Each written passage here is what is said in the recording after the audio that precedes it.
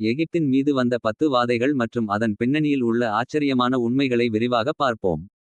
இந்த வாதைகள் ஒவ்வொன்றும் எகிப்தியர்கள் வணங்கிய பல்வேறு தெய்வங்களுக்கு எதிராக தேவன் செய்த நியாயத்தீர்ப்பாக அமைந்தன. எகிப்தின் 10 வாதைகள். 1. இரத்தம். நைல் நதி இரத்தமாக மாறியது. எகிப்தியர்களின் வாழ்வாதாரமான நைல் நதி அருவருப்பானது. 2. தவளைகள். தேசம் முழுவதும் தவளைகள் நிறைந்து வீடுகளுக்குள்ளும் புகுந்தன. 3. பேன்கள். தரையின் புழுதி எல்லாம் பேன்களாக மாறி மனுஷர் மேலும் மிருகங்கள் மேலும் ஏறியது. 4. வண்டுகள். எகிப்தியர்களின் வீடுகளை வண்டுகள் நிரப்பின. ஆனால் இஸ்ரவேலர் இருந்த கோசேன் நாட்டில் இவை வரவில்லை.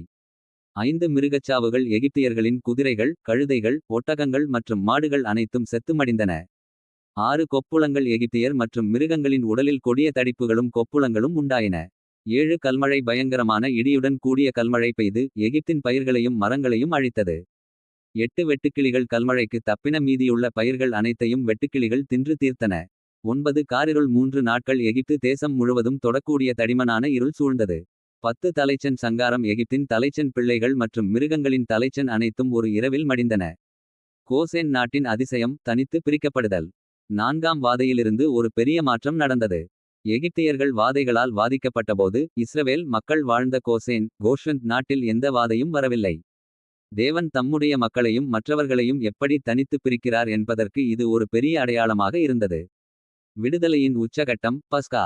10வது வாதையின் போது இஸ்ரவேலர்கள் ஒரு ஆட்டுக்குட்டியை அடித்து அதன் இரத்தத்தை தங்கள் வீட்டு வாசல்களின் நிலைக்கால்களில் பூசினர். அந்த இரத்தம் அடையாளமாக இருந்ததால் அழிக்கும் தூதன் அந்த வீடுகளை கடந்து சென்றான். இதை குறிக்கவே இன்றுவரை பஸ்கா பண்டிகை கொண்டாடப்படுகிறது.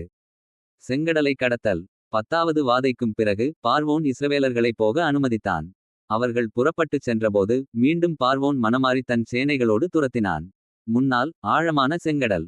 பின்னால் எகிப்திய இரதங்களும் படைகளும். பயணம். தேவன் மோசேவிடம் அவன் கையில் இருந்த கோலை நீட்டச் சொன்னார். பலத்த காற்று வீசி கடல் இரண்டாக பிளந்தது. மக்கள் உலர்வான தரை வழியாக கடந்து சென்றனர். எகிப்தியர்கள் உள்ளே நுழைந்தபோது கடல் மீண்டும் மூடிக்கொண்டது.